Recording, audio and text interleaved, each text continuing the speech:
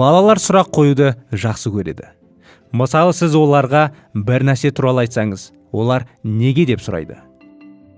Сіз түсіндіруге тырыстыңыз, бірақ олар әлі де неге деп сұрайды. Тіпті өсіп келе жатқанда да біз сұрақ қоюды тоқтатпаймыз. Сұрақтар жиі кездеседі. Не жеуге болады, не кию керек, не сатып алу керек, немесе одан да маңызды. Өмір туралы болашақта бізді не күтіп тұр? Егер біз осы маңызды сұрақтарға сенімді жауап таба алмасақ, көбінесе біз оларды іздеуді доғарамыз.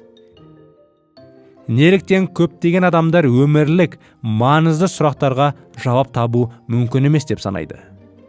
Киелі кітап біз үшін маңызды сұрақтарға жауап бере ала ма? Кейбіреулер мүмкін деп ойлайды. Бірақ олар киелі кітапты тым күрделі кітап деп санайды. Олардың пікірінше